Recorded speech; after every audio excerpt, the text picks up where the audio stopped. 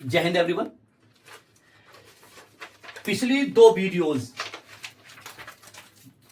उनमें हमने जाना, पहली में हमने जाना क्लास मिनिस्ट्री को कैसे क्रिएट करना है, क्या क्या उसके यूजेस हैं। ठीक है, उसके बाद दूसरी वीडियो में हमने जाना कि आपका जो क्लास टाइम टेबल है एचबी पेंसिल से यहां पर आना है। ठीक है, डेज स्पेशल स्पीच के बारे में हमने आपको बताया, all books name and price के बारे में हमने बताया, और notebooks name with subject friendship couple and adopted children, students complaint, and then LBW work, learn by writing work. देखिए, जब हम भी पढ़ाएं बच्चों को तो पिछला रिवीजन होना बहुत ज्यादा जरूरी है।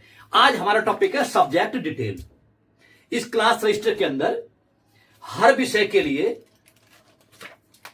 डेटा फिट करने के लिए जगह है। ठीक है, जैसे कि ये हिंदी है 1 2 3 4 5 6 7 8 9 10 11 12 13 14 15 16 there are 16 pages here Hindi. And then यहां पर एक ये ट्रांसपेरेंट पेपर है हिंदी व्याकरण। हिंदी व्याकरण के लिए हमारे पास में 16 पेजेस हैं, इंग्लिश के लिए भी 16 पेजेस हैं, इंग्लिश ग्रामर के लिए 16 पेजेस हैं, मैथ्स के लिए 16 पेजेस हैं। तो हर विषय के लिए 16 पेजेस है और उसमें से एक विषय आपका है। बहुत सिंपल से फंडा है। अब आप जो जानकारी इसके अंदर फीड करोगे वही जानकारी हमें मिलने वाली है। तो अब हम जानेंगे सब्जेक्ट डिटेल के बारे में, जो कि 16 पेजेस में है, जबकि टॉपिक तो उसमें लगभग 8 या 9 ही है। पेजेस 16 हो गए ताकि बच्चों की संख्या को कंट्रोल किया जा सके। तो देखते हैं सब्जेक्ट हिंदी, जो अभी आपको रजिस्टर में दिखा रहा था मैं। ठीक है, सब्जेक्ट हिंदी में आपने क्या करना है, हिंदी में भी, इंग्लिश में भी, मैथ में भी, साइंस में, जो भी सब्जेक्ट हैं, आप यहां पर सारे के सारे चैप्टर्स के नाम मेंशन कर दीजिए। यहां पर आप सारे के सारे चैप्टर्स के नाम लिख दीजिए।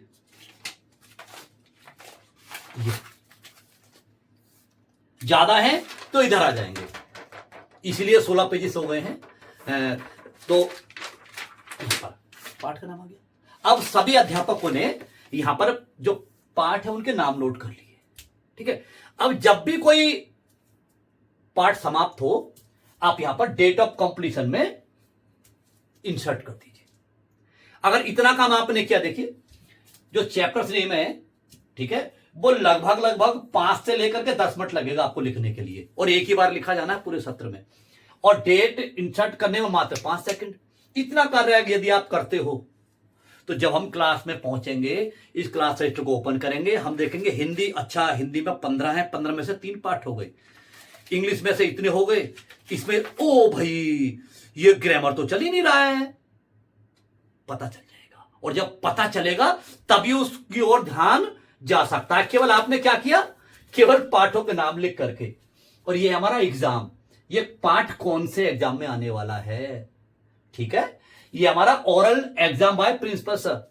ये ओरल एग्जाम बहुत जरूरी है।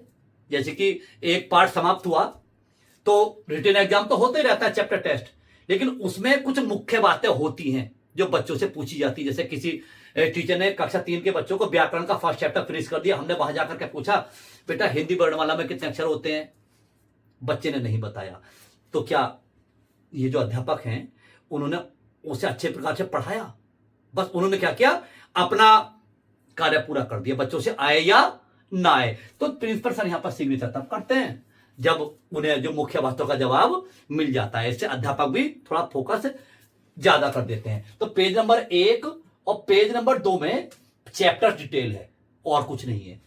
नेक्स्ट वन, ये आपका आ गया ऑल एग्जाम एंड मार्क्स। यहां बच्चों के नाम है, एक बार आएंगे, एक बार लिखा जाना है।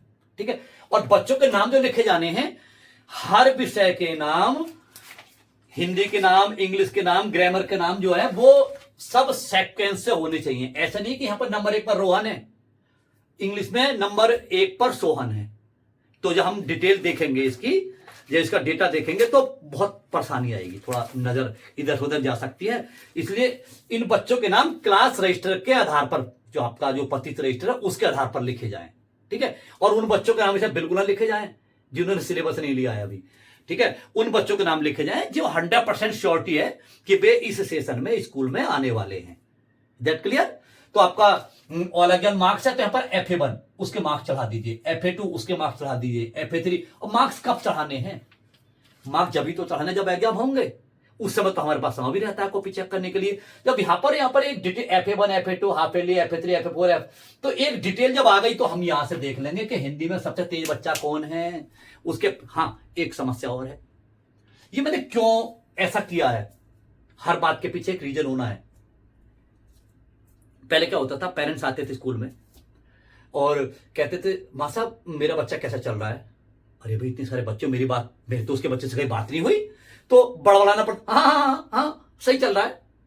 लेकिन अब क्या करते हैं हम, अभी आए हो, अभी दामन संभाला है, तुम्हारी चलो न चलो ने हमारा दम निकाला है, बैठो तो सही। और उस क्लास से क्लास रजिस्टर मंगा लेते हैं। हम बताते हैं सर देखिए हिंदी में आपका बच्चा है, अरे सर आपके बच्चे ने तो परीक्षा छोड़ दी थी, अरे सर ये समस्या है, तो इंग्लिश का भी दिखाएंगे, मैथ्स का भी दिखाएंगे, सारे की सारी जानकारी उन्हें देंगे, तभी तो वो संतुष्ट होंगे। PTM में रजिस्टर बहुत ज्यादा काम आता है। अच्छा, हमने कुछ किया क्या अभी, जो पहले तो हमने चैप्टर डिटेल में चैप्टर्स के नेम लिखे थे, जब पाठ समाप्त हुआ वहां पर नाम डेट डाल दिया। यहां पर बच्चों के नाम एक बार आने, जब एग्जाम हुए हमने ये रिपोर्ट अगर बना करके चलते हैं तो एग्जाम जो हम रिपोर्ट कार्ड बनाते हैं तब भी देखिए पेज नंबर 4 में इसी का प्रारूप है। 24 से लेकर के यहां तो हमारे आए थे 1 से लेकर 23 स्टूडेंट्स, यहां 24 से लेकर के ये हमारा आ गया 46, और यहां पर 47 से लेकर के 69। इसका मतलब यह है कि हम इसमें 69 बच्चों का डेटा कलेक्ट कर सकते हैं, इसीलिए जो है पेजेस थोड़े बढ़ गए हैं। अब अगला टॉपिक हमारा क्या है, कंपटीशन डिटेल। ये कंपटीशन डिटेल क्या है, हिंदी वालों का भी है, इंग्लिश वालों का भी है, मैथ्स वालों का भी है, साइंस वालों का भी है। मतलब हिंदी वाले हैं, सब्जेक्ट हिंदी वाले हैं, तो वह कौन कौन से कंपटीशन अपनी कक्षा में कराने वाले हैं। यहां पर 5 कंपटीशंस का विवरण यहां पर देना है। आप चैट जीपीटी से पूछ सकते हैं कि हिंदी में कौन कौन से कंपटीशन कराए जा सकते हैं, तो बताएगा हिंदी सुलेख प्रतियोगिता, हिंदी निबंध प्रतियोगिता, बहुत सारे कंपटीशन होंगे वहां पर। यहां पर पांचों के पांचों को पहले लिख दो। अब हर अध्यापक जब अपने विषय के 5-5 कंपटीशन लिख देंगे और अनुमानित डेट भर देंगे, थोड़ा हट करके हो जाएगा अगर छुट्टी वगैरह निकलेगी तो एक सब्जेक्ट के 5 कंपटीशन और 8-9-10 सब्जेक्ट के 50 कंपटीशन, तो बच्चों की तो मौज रहने वाली है। लेकिन जब टीचर से कहते हैं कंपटीशन लोग वो ले नहीं पाते हैं, लेकिन क्लास सेक्टर ये श्योरिटी देता है कि 5 कंपटीशन होंगे और ये पता चलेगा कि फर्स्ट पोजीशन पर कौन विद्यार्थी है, सेकंड पर कौन है, थर्ड पर कौन है, कौन सी दिन कंपटीशन होता है, क्या कंपटीशन होता है, ताकि हम उन बच्चों को इनाम भी दे सके। ठीक है, next list of question to be remembered in class, जो पेज नंबर 7 है। 16 पेजेस हैं, सबके एक जैसे हैं, हिंदी इंग्लिश सबका। लेकिन क्या है कि यहां पर हमने वो क्वेश्चन इंसर्ट कर दिए हैं। कौन से क्वेश्चन इंसर्ट कर दिए हैं, जिनका बहुत जरूरी है बच्चों को याद होना। ठीक है, मैं जहां भी ट्रेनिंग में जाता हूं, मेरे जो कैंप लगते हैं, तो वहां पर मैं एक क्वेश्चन जरूर पूछता हूं कि शादी में अगर एक व्यक्ति नाराज ना हो तो शादी में मजा नहीं आता। तो सब अब जवाब देते हैं, बोले हाँ है एक, बोले कौन है, बोले फूफा। जी हाँ, ये बे प्रश्न है। हर विषय में कुछ ऐसे प्रश्न होते हैं कि अगर बे बच्चों को याद नहीं निकले ना, ठीक है, तो पता है क्या होगा, बहुत बड़ी समस्या हो जाने वाली है। फूफा जी आए घर, उन्होंने कुछ ना हो बच्चों को जरूर बुलाएंगे, बच्चों से पूछेंगे, एक छोटा सा क्वेश्चन पूछ लिया कि भैया हिंदी वर्णमाला में कितने अक्षर होते हैं। अब बच्चे ने जवाब नहीं दिया तो वो साले साहब को बुलाएंगे, बोले कैसे 2 कौड़ी के स्कूल में अपने बच्चों को पढ़ा रखा, अगले साल को स्कूल बदल दो, खराब स्कूल है ये। ठीक है, तो बे इंपॉर्टेंट क्वेश्चंस कौन से हैं, list of questions to be remembered in class, ये हमें खुद याद कराना है, स्वतः याद कराना है। किसी ने बच्चे से पूछ लिया कि बेटा इंग्लिश अल्फाबेट में कितने लेटर्स होते हैं, पूछ लिया कि वोवेल्स कितने होते हैं, कॉन्सोनेंट्स कितने होते हैं, तो ये इंग्लिश के अलग है, हिंदी के अलग है। तो यहां पर हमने कुछ लिख भी दिए हैं कुछ हद तक आपको। ठीक है, हिंदी के लिख दिए हैं यहां पर 3 पेज से, कुछ स्पेस हमने आपको भी कलाकारी करने के लिए दिया है ताकि अगले साल को ये रजिस्टर और ज्यादा अपडेट हो सके। ठीक है, अब इसका बेनिफिट कहां मिलता है, इसका बेनिफिट ये मिलता है कि मान लिया किसी दिन आप नहीं आए तो बच्चों से कह जाइए किसी एक से, बेटा इन क्वेश्चन को याद करा दीजिए, तो बस जिस दिन आप नहीं आएंगे उसी दिन याद हो जाएंगे। लेकिन नाने पर भी कार्य हो रहा है, और सीधी बात है मेरा आपकी कृपा से सब काम हो रहा है, करते हो तुम कन्हैया मेरा नाम हो रहा है। इसके बाद हम आगे बढ़ते हैं। इसके बाद हमारा टॉपिक है चैप्टर टेस्ट। जी हाँ, बच्चों के नाम एक बार लिखे जाने हैं। जैसे मैंने बताया था, रोहन का नाम नंबर 1 पर हो तो सभी सब्जेक्ट में नंबर 1 पर हो। ठीक है, तो अभी हमारा हिंदी का ही चल रहा है, तो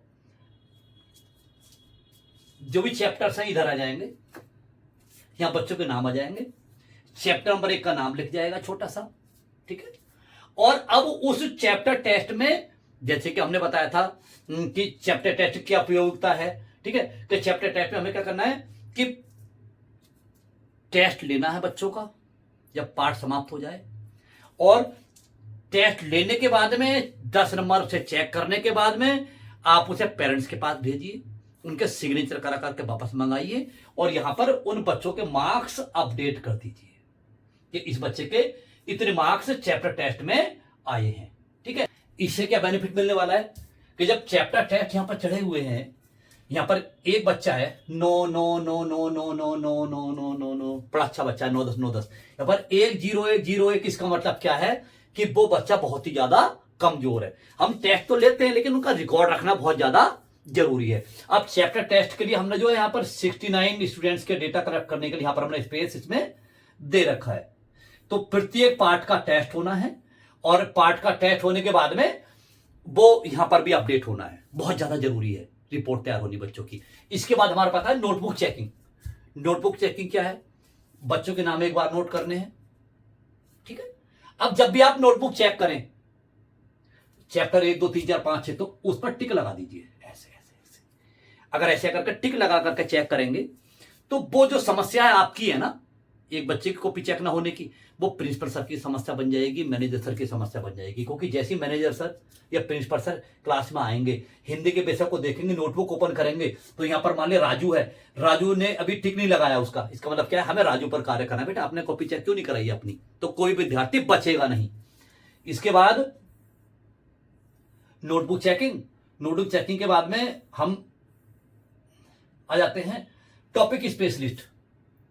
ये क्या है, पहले ही कर दीजिए। मान लिया कोई जीके पढ़ाते हैं, यहां पर हिस्टोरिकल मोमेंट्स,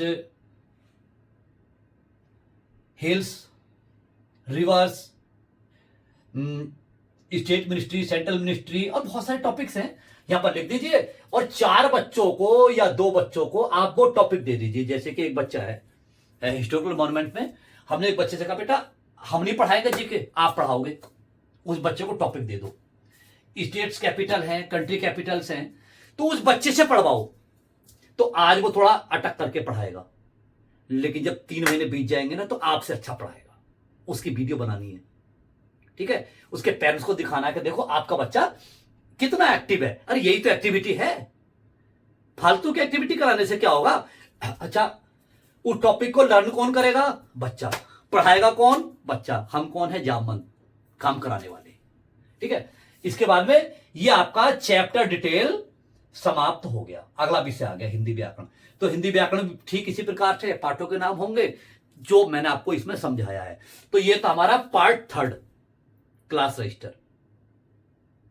मिलते हैं अगले पार्ट में, अंतिम पार्ट में, रिपोर्टिंग डायरी में।